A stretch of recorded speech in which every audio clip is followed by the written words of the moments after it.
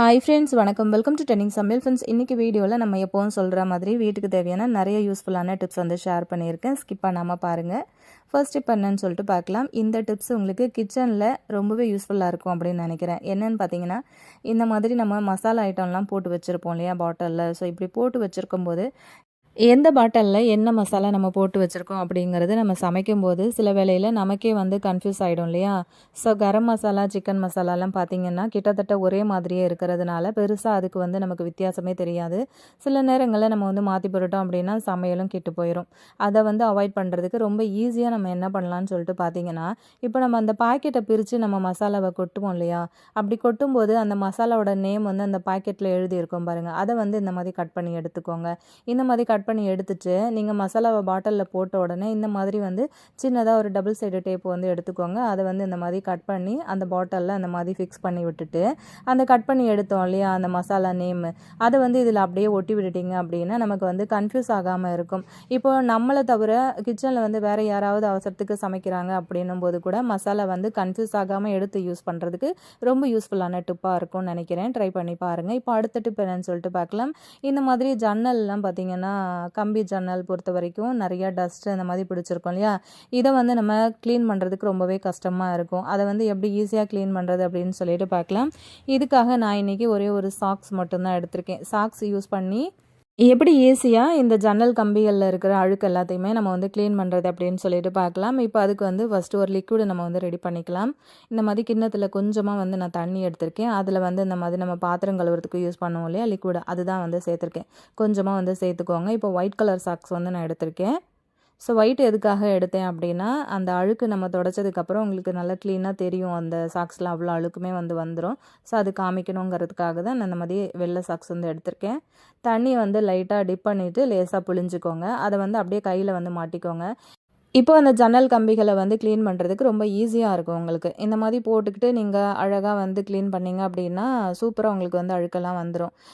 நார்மலாக நம்ம துணி யூஸ் பண்ணி க்ளீன் பண்ணுறோம் அப்படின்னா, அந்த துணியை வந்து தண்ணியில் அலசி பிழிஞ்சு அதுக்கப்புறம் திரும்ப திரும்ப நம்ம வந்து தொடச்சிட்டே இருக்கிற மாதிரி இருக்கும். இது வந்து ஒரே தடவையிலே உங்களுக்கு வந்து வேலை முடிஞ்சிடும். ரொம்ப அழுக்கு அதிகமாகிடுச்சு அப்படின்னா தண்ணியை மட்டும் லைட்டாக வந்து அந்த சாக்ஸை அப்படியே கையோடு சேர்த்து அலசிட்டு திரும்ப வந்து நீங்கள் க்ளீன் பண்ணுறதுக்கு ஸ்டார்ட் பண்ணிடலாம். வேலை வந்து ரொம்ப ஈஸியாக முடிஞ்சிடும். ரொம்ப நேரம்லாம் டைம் எடுக்காது. க்ளீன் பண்ணுறதுக்கும் ரொம்பவே ஈஸியாக இருக்கும் அப்படின்னு நினைக்கிறேன். பாருங்கள் எந்தளவுக்கு நான் முன்னாடி காமிக்கும் போது ரொம்பவே டஸ்ட் அதிகமாக இருந்தது. எங்கள் வீடு வந்து ரோட்டோரம் இருக்கிறதுனால அடிக்கடி இந்த கம்பியெல்லாம் வந்து க்ளீன் பண்ணிகிட்டே இருந்தோம் அப்படின்னா தான் எனக்கு வந்து கொஞ்சம் க்ளீனாக இருக்கும். கொஞ்ச நாள் வந்து ஒரு வாரம் 10 நாள் க்ளீன் பண்ணல அப்படின்னாலுமே ஃபுல்லாக டஸ்ட்டு வந்து பிடிச்சிக்கும் இதில்.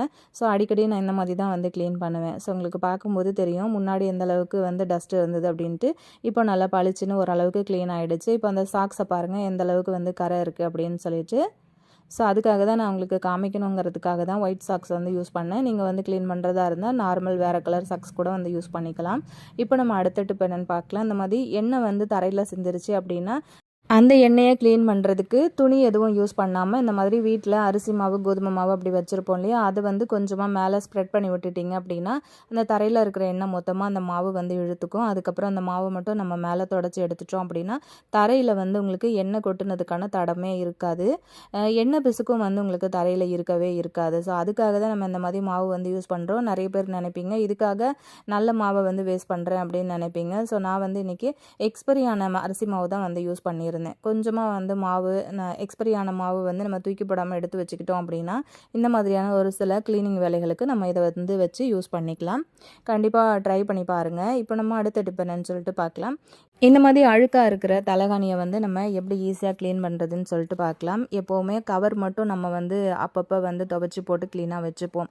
ஆனால் உள்ளே இருக்கிற தலகாணி வந்து நம்ம துவைச்சி போட்டு காய வச்சு எடுக்கணும் அப்படின்னா ரொம்பவே கஷ்டமாக இருக்கும். அதுவும் பார்த்திங்கன்னா இந்த மாதிரி வெள்ளை தலகாணியெல்லாம் துவைக்கணும் அப்படின்னா ரொம்ப ரொம்ப கஷ்டமாக இருக்கும். நம்ம வந்து யூஸ் பண்ணுற பாத்ரூமை விட அதிகமான கிருமிகள் வந்து இந்த தலகாணியில் தான் இருக்குது அப்படின்னு சொல்கிறாங்க. அந்த மாதிரி தலகாணியை நம்ம எப்படி ஈஸியாக க்ளீன் பண்ணி ஒரே நாள்லேயே நம்ம வந்து காய வச்சு எடுக்கிறதுன்னு பார்க்க போகிறோம். பாருங்கள் ஃபஸ்ட்டு நான் காமிக்கும் போது எப்படி இருந்தது, இப்போ பாருங்கள் பளபளன்னு பளிச்சுன்னு இருக்கு இல்லையா. ஸோ வாங்க நம்ம இதை எப்படி க்ளீன் பண்ணுறதுன்னு பார்க்கலாம். இதுக்கு ஃபஸ்ட்டு நம்ம வாஷிங் மிஷின் ஆன் பண்ணிக்கலாம். வாஷிங் மிஷினில் பார்த்திங்க அப்படின்னா தண்ணி, டைமிங்கு எல்லாமே நான் வந்து ஃபுல்லாக செட் பண்ணிக்கிட்டேன். நார்மலாக வந்து வாஷிங் மிஷினில் நம்ம வந்து ஊற வச்சு துவைக்கிறோம் அப்படின்னா டைம் வந்து பார்த்திங்கன்னா ரொம்ப அதிகமாக வந்து எடுக்குது. ஸோ அதனால் நான் என்ன பண்ணிட்டேன் அப்படின்னா குயிக் வாஷ் இருக்கு இல்லையா, ஸோ அதில் வச்சு தான் நான் இன்றைக்கி வந்து வாஷ் பண்ண போகிறேன். இப்போ நான் வந்து இப்போ உங்களுக்கு பார்த்தா தெரியும். நம்ம வந்து ஊற வச்சு துவைக்கிறதுக்கு டைமிங் வந்து எவ்வளோ நேரம் எடுக்குது அப்படின்னு சொல்லிட்டு. ஸோ அதனால நான் சீக்கிரமா துவைக்கணும் அப்படிங்கிறதுக்காக குயிக் வாஷ்லேயே வந்து ஃபிக்ஸ் பண்ணிக்கிட்டேன். இப்போ இதில் வச்சுட்டு நம்ம வந்து ஆன் பண்ணி விட்டுட்டோம் அப்படின்னா தண்ணி ஃபுல்லாக இறங்கட்டும். இதில் வந்து தண்ணி பாதி அளவுக்கு வந்ததுக்கப்புறமா நம்ம வந்து இதை ஆஃப் பண்ணிவிட்டு அதுக்கப்புறமா இந்த தண்ணியில் என்னென்ன பொருட்கள் சேர்க்கலாம் அப்படிங்கிறத நான் சொல்கிறேன். இந்த மாதிரி வந்து துவைச்சிங்க அப்படின்னா டைமும் வந்து உங்களுக்கு ரொம்பவே மிச்சம் பண்ண முடியும். ஒரே நாள்லேயே நீங்கள் வந்து துவைச்சி காய வச்சு எடுத்துடலாம். பார்த்தீங்கன்னா உங்களுக்கு தெரியும் டைம் எவ்வளோ ஆயிருக்கு அப்படின்னு சொல்லிட்டு. ஸோ இந்த அளவுக்கு வந்து தண்ணி வந்ததுக்கு அப்புறமா லிக்விட் வந்து சேர்த்துக்கலாம். நான் வந்து இன்றைக்கி ரின் லிக்விட் வந்து சேர்த்துருக்கேன். தேவையான அளவுக்கு வந்து சேர்த்துக்கோங்க. ரொம்ப அழுக்கு அதிகமாக இருந்துச்சு அப்படின்னா கொஞ்சம் எக்ஸ்ட்ராவே வந்து சேர்த்துக்கிட்டு மிஷினை வந்து நான் ஆஃப் பண்ணிட்டேன், அவ்வளோதான். இப்போ மிஷின் வந்து ஆஃப் பண்ணினதுக்கப்புறமா இதில் வந்து நம்ம என்ன பொருட்கள் எடுத்திருக்கோம் அப்படின்னு பார்த்தீங்கன்னா, ஒரு கைப்பிடி அளவுக்கு கல்லுப்பு எடுத்திருக்கேன். ஒரு 2 ஸ்பூன் அளவுக்கு ஆப்ப சோடா இருக்கு இல்லையா? ஸோ அதுதான் சேர்த்துருக்கேன். ஒரு எலுமிச்சம்பழத்தை 4 கட் பண்ணி எடுத்துக்கிட்டேன். கூடவே கொஞ்சமாக வினிகர் வந்து எடுத்துக்கோங்க. இப்போ இந்த பொருட்கள் எல்லாம் தான் நம்ம இந்த தண்ணியில் வந்து சேர்த்துக்க போகிறோம். நான் மிஷின் வந்து எதுக்காக ஆஃப் பண்ணேன் அப்படின்னு பார்த்தீங்கன்னா, நம்ம இப்போ வந்து இந்த பொருட்கள் எல்லாம் சேர்த்துட்டு நுர வர்ற வரைக்கும் கை வச்சு அந்த தண்ணியை வந்து கலந்து விட போகிறேன். ஸோ அதனால நான் மேலே வந்து பவர் பட்டன் வந்து ஆஃப் பண்ணிட்டேன். இப்போ அந்த கட் பண்ணி எடுத்து எலுமிச்சம்பழ சாறையும் வந்து உள்ளே பிழிஞ்சு விட்டுட்டு அந்த தோல் எல்லாத்தையும் உள்ளே சேர்த்துட்டு எடுத்து வச்சுருக்கிற பொருட்களையும் உள்ளே சேர்த்துக்கோங்க. கூடவே வந்து தேவையான அளவுக்கு கொஞ்சம் வினிகரையும் வந்து ஊற்றி விட்டுக்கோங்க. இப்போ அந்த தண்ணியை நம்ம வந்து கை வச்சு நல்லா கலக்கி விட்டுடலாம். நான் இந்த மாதிரி தாங்க தலகாணி உரை வந்து துவைப்பேன். ஸோ அதுதான் நான் உங்ககிட்ட ஷேர் பண்ணியிருக்கேன். நீங்கள் எப்படி துவைக்கிறீங்களோ அதே மெத்தடில் நீங்கள் வந்து துவைச்சிக்கோங்க. நார்மலாக மிஷினில் கொடுத்துருக்கிற அந்த ஊற வைக்கிற டைம் வந்து நமக்கு ரொம்ப அதிகமாக எடுக்கும் அப்படிங்கிறதுனால தான் நான் வந்து தண்ணி வந்ததுக்கு அப்புறமா நான் மிஷினை வந்து ஃபுல்லாகவே ஆஃப் பண்ணிட்டேன். திரும்ப வந்து நம்ம ஆன் பண்ணி விடும்போதும் நமக்கு எந்தளவு ஆஃப் ஆனிச்சு இல்லையா அந்த டைமிங்கில் இருந்தே தான் நமக்கு வந்து ஓடும் அப்படிங்கிறதுனால டைம் வந்து கொஞ்சம் மிச்சம் பண்ண முடியும். அதனால தான் ஏன்னா கரண்ட்டும் இதில் வந்து கொஞ்சம் சேவ் பண்ணலாங்கிறதுக்காக நான் அந்த மாதிரி செஞ்சுருக்கேன். தண்ணி வந்து பார்த்திங்கன்னா ஃபுல்லாக கலந்து விட்டதுக்கப்புறம் தலகாணியை வந்து ஊற வச்சுட்டேன். ஒரு 10 நிமிஷமாக அந்த தலகாணி ஊற வந்து ஊறிக்கிட்டு இருக்கு. பாருங்கள், நல்லா ஊறினதுக்கப்புறமா நான் திரும்ப வந்து மிஷினை ரன் பண்ணி விட போகிறேன். கொஞ்ச நேரம் ஊறினதுக்கப்புறம் பார்த்திங்கன்னா இந்தளவுக்கு வந்து கரை போயிருக்கு. முன்னாடி நான் காட்டும்போது எந்த அளவுக்கு கரை இருந்ததுன்னு பார்த்துருப்பீங்க. ஒரு 10 நிமிஷம் கழித்து பார்க்கும்போது அப்பப்போ வந்து நல்லா கை வச்சு உள்ளுக்குள்ளே ப்ரெஸ் பண்ணி விடுங்க. அப்போ தான் அழுக்கு நல்லாவே போகும். ஸோ ஃபுல்லாக எல்லாமே வந்து நீங்கள் ஊற வச்சதுக்கப்புறமா இந்த மாதிரி பவர் வந்து ஆன் பண்ணி விட்டுருங்க. இந்த மாதிரி செய்யும்போது நமக்கு ரொம்பவே ஈஸியாக வேலையுமே முடிஞ்சிடும். இப்போ நம்ம விட்ட டைமிங்கில் இருந்து மிஷின் வந்து ரன் ஆக ஆரம்பிச்சிரும். அதுக்கப்புறம் பார்த்திங்கன்னா ஃபுல்லாக துவைச்சி நல்லா ட்ரை பண்ணி கொடுத்துருச்சு. இந்த மாதிரி செய்யும்போது மழைக்காலமாக இருந்தாலும் சரி குளிர்காலமாக இருந்தாலும் சரி ஒரே நாள்லேயே உங்களுக்கு வந்து தலகாணி சூப்பராக துவைச்சி காய வச்சு எடுத்துடலாம். பாருங்கள், முன்னாடி நான் காட்டும்போது எந்தளவுக்கு அழுக்காக இருந்தது அப்படின்னு சொல்லிட்டு இப்போது நல்லா பளிச்சுன்னு ஆகிடுச்சு. 100க்கு ஒரு 90% வந்து நல்லா பளிச்சுன்னு க்ளீன் ஆகிடுச்சு பாருங்கள். இப்போ நான் வந்து ஃபேன் காற்றுல இப்படி தான் வந்து காய வைப்பேன் எப்போவுமே. நல்ல வெயில் அடிக்குது அப்படின்னா மாடியில் எங்கன்னா நீங்கள் வச்சு காய வச்சுக்கலாம். எனக்கு அந்த மாதிரி வெளியில் வச்சு காய வைக்கிறதுக்கான வசதி எதுவும் இல்லை. குரங்கு தொல்லை ரொம்ப அதிகங்கிறதுனால இந்த மாதிரி கம்பி வாங்கி வச்சு நான் அதில் தான் வந்து துணி காய போடுவேன். பாருங்கள், காஞ்சதுக்கப்புறமா நான் காட்டுறேன் எந்த அளவுக்கு நல்லா பளிச்சுன்னு இருக்குது அப்படின்னு சொல்லிட்டு. மிஷினில் துவைச்சி நல்லா ட்ரை பண்ணி கொடுத்ததுனால எனக்கு ஃபேன் காற்றுல வச்ச உடனே நான் மதியானம் துவைச்சி வச்சேன். எனக்கு சாயங்காலத்துக்கெல்லாம் நல்லா சுத்தமாக காஞ்சிருச்சு. ஒரு பொட்டு ஈரம் கூட இல்லை. நான் எப்போவுமே இந்த மாதிரி தாங்க துவைப்பேன். ஸோ அதுதான் நான் உங்ககிட்ட ஷேர் பண்ணேன். உங்களுக்கு பிடிச்சிருந்ததுன்னா நீங்களும் ட்ரை பண்ணி பாருங்கள். அப்படி இல்லைன்னா நீங்கள் வந்து எப்படி துவைக்கிறீங்களோ அதே மாதிரி கூட ஈஸியாக துவைச்சி எடுத்துக்கலாம். இப்போது இந்த ஐடியா பிடிச்சிருந்ததுன்னா லைக் பண்ணிவிட்டு உங்கள் ஃப்ரெண்ட்ஸ் கூட ஷேர் பண்ணிக்கோங்க. இப்போ நம்ம அடுத்த டிப் என்னன்னு சொல்லிட்டு பார்க்கலாம். டக்குன்னு நம்ம நினச்ச உடனே செய்கிற மாதிரி ஒரு மினி ஜாங்கிரி ரெசிபி எப்படி பண்ணுறதுன்னு பார்க்கலாமா? ஒரு பணியாரக்கல் மட்டும் யூஸ் பண்ணி அழகாக நம்ம இதை வந்து குயிக்காக செஞ்சு எடுத்துடலாம். அதுக்கு நான் ஃபஸ்ட்டு இந்த மாதிரி நல்ல பெஸ்ட்டு குவாலிட்டியான உளுந்து வந்து வாங்கிக்கோங்க. இந்த உருட்டு உளுந்துன்னு சொல்லுவாங்கள்ல, ஸோ அதுதான். இதை வந்து ஒரு 1 மணி நேரத்துலேருந்து 1.5 மணி நேரம் வரைக்கும் இதை வந்து ஊற வச்சு எடுத்துக்கோங்க. ஊற வைக்கிறதுக்கு முன்னாடி ஒரு 3-4 தடவை தண்ணியில் வந்து அலசி எடுத்துட்டு அதுக்கப்புறமா வந்து ஊற வைங்க. 1.5 மணி நேரத்தில் நல்லாவே எனக்கு புசு புசுன்னு ஊறி வந்துருச்சு. இப்போ இதை வந்து நம்ம மிக்ஸி ஜாரில் தான் வந்து அரைக்க போகிறோம். கொஞ்சமான அளவில் நான் எடுத்துருக்கிறதுனால மிக்ஸி ஜார் வந்து யூஸ் பண்ணியிருக்கேன். இதை வந்து சூடாகாத மாதிரி பார்த்து கொஞ்சமாக தண்ணி சேர்த்து விட்டு விட்டு நீங்கள் வந்து அரைச்சி எடுத்துக்கோங்க. இது பார்த்திங்க அப்படின்னா நல்லா வெண்ணெய் மாதிரி இருக்கணும். எடுத்து விடும்போது நல்லா வழுக்கிட்டு இந்த மாதிரி உங்களுக்கு வந்து வெண்ணெய் மாதிரி கிடைக்கணும். அதுதான் இதோட கன்சிஸ்டன்சி. இதை வந்து இப்போ கொஞ்சமாக இப்படி தண்ணியில் வந்து விட்டு பார்த்திங்கன்னா சூப்பராக உங்களுக்கு பந்து போல் மிதக்கும். ஸோ இது வந்து கரெக்டான பதம்.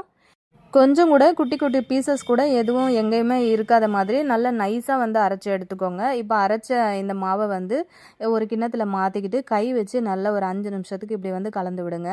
இப்படி கலந்து விடும்போது இன்னும் ஒரு நல்ல பதத்துக்கு வந்து வரும். நல்லா க்ரீமியாக இருக்கும். உங்களுக்கு பார்க்கும்போது தெரியும். கை வச்சு கலக்கும் போதே அது வந்து உங்களுக்கு ஃபீல் பண்ண முடியும். ஸோ நல்லா அந்த மாதிரி கலந்து விட்டதுக்கப்புறமா இந்த மாதிரி சட்னி கரண்டி தான் நான் அளவு எடுத்திருக்கேன். அரிசி மாவு இருக்கு இல்லையா, அது ஒரு 2 கரண்டியும், சோள மாவு அதாவது கார்ன்ஃப்ளவர் மாவுன்றோம்ல, அது வந்து ஒரு 2 கரண்டியும், கொஞ்சமாக ஃபுட் கலர் வந்து சேர்த்துக்கோங்க.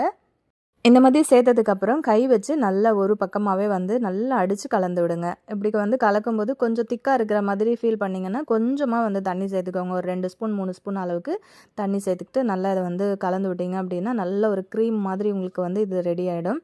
முடிஞ்ச வரைக்கும் நல்லா கை வச்சு இப்படி அடித்து கலந்து விட்டீங்க அப்படின்னா தான் உங்களோட ஜாங்கிரி வந்து நீங்கள் போடும்போது நல்லா புசு புசுன்னு பொங்கி நல்லா உங்களுக்கு உபரி கொடுக்கும். ஸோ அது தனியாக இருக்கட்டும். இப்போ இதில் இந்த கிளாஸில் வந்து பார்த்திங்கன்னா கிட்டத்தட்ட ஒரு 2 கிளாஸ் அளவுக்கு நான் சுகர் வந்து எடுத்திருக்கேன். அதுக்கு 1 கிளாஸ் அளவுக்கு தண்ணி வந்து சேர்த்துருக்கேன். சேர்த்துக்கிட்டு அடுப்பில் வச்சு நல்லா அந்த மாதிரி வந்து கலந்து விடுங்க. இப்போ இது கொதிக்க ஆரம்பிக்கும் போது ஒரு 2 ஏலக்காயை அப்படியே இடித்து வச்சுருந்தேன். அதையும் வந்து உள்ளே சேர்த்துக்கிட்டு இதுலேயும் வந்து ஒரு பிஞ்சு ஃபுட் கலர் வந்து ஆட் பண்ணிக்கிறேன். வேணும்னா சேர்த்துக்கோங்க, உங்களுக்கு பிடிக்காதுன்னா சேர்த்துக்காதீங்க. இப்போ இதோட பதம் எப்படி இருக்கணும் அப்படின்னு பார்த்தீங்கன்னா, இந்த ஒரு கம்பி பதம்னு சொல்லுவாங்க இல்லையா, அந்த மாதிரி வர வரைக்கும் வெயிட் பண்ணவே கூடாது. எண்ணெய் பிசுக்குன்னு சொல்லுவோம் இல்லையா, இப்போ ஒரு கம்பி பதத்துக்கு முன்னாடி பதம் வந்து வரும்போது லைட்டாக நீங்கள் தொட்டு பார்க்கும்போது லேசாக பிசு பிசுன்னு இப்போ ஆயில் தொடும்போது உங்களுக்கு எப்படி இருக்கும், அந்த மாதிரி ஃபீல் ஆகும்போது இதை வந்து அப்படியே இறக்கி வச்சுருங்க. நீங்கள் ஒரு கம்பி பதம் வரைக்கும் விட்டுட்டிங்க அப்படின்னா ஜாங்கிரி இதில் வந்து போடும்போது ஜாங்கிரி காஞ்சதுக்கப்புறம் ஒயிட்டாக வந்து சுகர் பிடிச்சிட்ருக்கோம் மேலே. ஸோ அதுக்காக தான் இறக்கி வச்சதுக்கப்புறம் ஒரு அரை மூடி அளவுக்கு எலுமிச்சம்பழ சாறை வந்து அந்த சுகர் சிரப்பில் பிழிஞ்சு விட்டுக்கோங்க. அப்போ தான் அந்த பாகு உங்களுக்கு இறுகி போகாமல் நல்லா உங்களுக்கு லிக்விடாகவே வந்து இருக்கும். இப்போ ஒரு பால் பாக்கெட் கவரை வந்து நல்லா க்ளீன் பண்ணிவிட்டு இந்த மாதிரி கட் பண்ணி எடுத்து நம்ம ரெடியாக எடுத்து வச்சுருக்கிற மாவை வந்து உள்ளே சேர்த்துக்கிட்டு ஒரு ரப்பர் பேண்ட் போட்டு நல்லா டைட்டாக சுற்றி விட்டுக்கிறேன். அவ்வளோதான். இப்போ இது வந்து சூப்பராக ரெடி ஆகிடுச்சு. இப்போ இந்த முனை பகுதியில் மட்டும் லைட்டாக நம்ம வந்து கட் பண்ணி விட்டுடலாம். அதுக்கு முன்னாடி இப்படி வந்து குழிப்பணியார சட்டி வந்து அடுப்பில் வச்சுருக்கேன். இன்றைக்கி நான் வந்து எடுத்துருக்கிறது நான்ஸ்டிக் கல் தான் எடுத்திருக்கேன். ஸோ ஃபுல்லாக வந்து அதில் ஆயில் வந்து சேர்த்துக்கிட்டேன். ஒரு குழியும் வந்து ரொம்புற மாதிரி வந்து சேர்த்துறாதீங்க. ஒரு அரை குழி அளவுக்கு வந்து ஆயில் சேர்த்துக்கோங்க. அதுக்கப்புறம் ஜாங்கிரியை வந்து இந்த மாதிரி பிழிய ஆரம்பிச்சிடலாம். எண்ணெய் வந்து ரொம்ப சூடாக இருக்கும்போது பிழிஞ்சு விட்டுட்டிங்க அப்படின்னா மொறுமொறுன்னு ஆகிடும். மேல் பக்கம் எல்லாமே உள்ளுக்குள்ளே வந்து மாவு பச்சையாக இருக்கும். நிறைய பேர் சொல்கிற ஒரு கம்ப்ளைண்ட் என்ன அப்படின்னா, அந்த மாதிரி ஜாங்கிரி செய்யும்போது அந்த உளுந்தோட பச்சை வாடை வருது அப்படிங்கிறது தான். ஸோ அதுக்காக தான் எப்போவுமே ரொம்ப ஹையில் வச்சு நீங்கள் பிழிஞ்சு விட்டுட்டிங்க அப்படின்னா உள்ளுக்குள்ளே மாவு வேகாமல் பச்சையாக இருக்கும். சாப்பிடும்போது நமக்கு அந்த உளுந்து வாசம் வந்து வந்துகிட்டே இருக்கும். அதுக்காக தான் நீங்கள் வந்து நல்லா லோ ஃப்ளேம்லேயே வச்சுட்டு முன்னாடியே இதை வந்து பிழிஞ்சு விட்டுருங்க. உங்களுக்கு என்ன ஷேப்பில் வருதோ அந்த ஷேப்பில் வந்து இந்த மாதிரி பிழிஞ்சு விடுங்க. ரொம்ப கஷ்டம்லாம் இல்லை, ரொம்ப ஈஸியாக தான் சுற்றலாம். இந்த மாதிரி ஒரு 2 சுற்றி விட்டுட்டு அப்படியே மேலே ரவுண்டாக பூ மாதிரி போட்டுகிட்டே வந்தீங்க அப்படின்னா நமக்கு பிடிச்ச மாதிரி ஒரு டிசைனில் ஜாங்கிரி வந்து ரெடி பண்ணிக்கலாம். அவ்வளோதான். கொஞ்சம் கொஞ்சமாக வந்து இப்படி திருப்பி வந்து போட்டுக்கிறேன். இந்த மாதிரி திருப்பி போட்டு நல்லா வெந்து அந்த கலர் வந்து கம்ப்ளீட்டாக உங்களுக்கு வந்து சேஞ்ச் ஆகி வரும். அதுக்கப்புறம் நீங்கள் வந்து எடுத்து சுகர் சிரப்பில் வந்து போட்டுக்கோங்க. இப்படி சூடாக இருக்கும் போதே வந்து சுகர் சிரப்பில் வந்து போடுங்க. அதே மாதிரி சுகர் சிரப்பும் வந்து கொஞ்சம் சூடாக இருக்கிற மாதிரி பாருங்கள். ரொம்ப ஆறிடுச்சு அப்படின்னா நம்ம வந்து இதை எடுத்து போடும்போது அந்த சிரப்பு வந்து இதில் வந்து உள்ளுக்குள்ளே ஏறவே ஏறாது. நல்லா சூடாக இருக்கும்போது போட்டிங்க அப்படின்னா தான் போட்ட உடனே வந்து அந்த சுகர் சிரப்பை அந்த ஜாங்கிரி ஃபுல்லாகவே வந்து அப்சர்வ் பண்ணும். பாருங்கள், நல்ல கலர்ஃபுல்லாக ரொம்ப சூப்பராக குட்டி குட்டியான பட்டன் ஜாங்கிரி சூப்பராக ரெடி பண்ணிட்டோம். இப்போது சுகர் சிரப்பை லைட்டாக சூடு பண்ணிட்டேன். அதுக்கப்புறம் இதை வந்து ஃபுல்லாக உள்ளே போட்டுட்டு ஒரு 10 நிமிஷம் வரைக்கும் அப்படியே ரெஸ்ட்டில் விட்டிங்க அப்படின்னாலே போதும். ஓரளவுக்கு ஃபுல்லாக உங்களுக்கு வந்து சுகர் சிரப்பு இது எல்லாத்துலேயுமே வந்து பிடிச்சிக்கும். அப்போ தான் நம்ம வந்து சாப்பிடும்போதும் நல்ல உள்ளுக்குள்ளே ஜூஸியாக இருக்கும். இந்த மாதிரி வந்து ட்ரை பண்ணிங்கன்னா உங்களுக்கு வந்து அந்த உளுந்து வாடை வந்து வரவே வராது. லாஸ்ட்டாக நம்ம சொன்ன மாதிரி நிறைய ஃப்ரெண்ட்ஸ் வந்து அந்த ஹை பட்டன் வந்து கிளிக் பண்ணேன் சிஸ்டர் அப்படின்னு சொல்லிட்டு கமெண்ட்டில் சொன்னீங்க. ஸோ ரொம்பவே சந்தோஷமாக இருந்தது. இதே மாதிரி உங்களோட சப்போர்ட் வந்து எப்போவும் எனக்கு கொடுத்துட்டே இருங்க. அப்படியே மறக்காமல் லைக்கை கொடுத்துட்டு அப்படியே ஒரு ஹைப்பையும் இந்த வீடியோவுக்கு கொடுத்துருங்க. பாருங்கள் எவ்வளோ ஜூஸியாக நம்மளோட ஜாங்கிரி வந்து ரெடி ஆகிடுச்சு. நம்ம ஒரே ஒரு சின்ன டம்ளர், அதாவது டீ டம்ளரில் தான் நம்ம வந்து உளுந்து சேர்த்துருந்தோம். கிட்டத்தட்ட எனக்கு 1/2 கிலோவுக்கு மேலேயே வந்து ஜாங்கிரி கிடச்சிது. ஸோ நம்ம அந்த சுகர் சிரப்புலலாம் நல்லா ஊறிட்டு வர்றதுனால வெயிட் வந்து ரொம்பவே அதிகமாக தான் இருக்கும் இதில். ஸோ பாருங்கள், ஓப்பன் பண்ணும்போதே பார்த்திங்கன்னா நல்லா அந்த ஜூஸியாக இருக்குது பாருங்கள் சிரப்பு வந்து. ஸோ கண்டிப்பாக நீங்களுமே வந்து ட்ரை பண்ணி பாருங்கள். ஏற்கனவே நம்ம சேனலில் நிறைய டிப்ஸ் வீடியோஸ் வந்து போஸ்ட் பண்ணியிருக்கோம். டைம் இருந்ததுன்னா மறக்காமல் செக் பண்ணிக்கோங்க. இதே மாதிரி இன்னொரு நல்ல வீடியோவில் நம்ம பார்க்கலாம் ஃப்ரெண்ட்ஸ். தேங்க்யூ.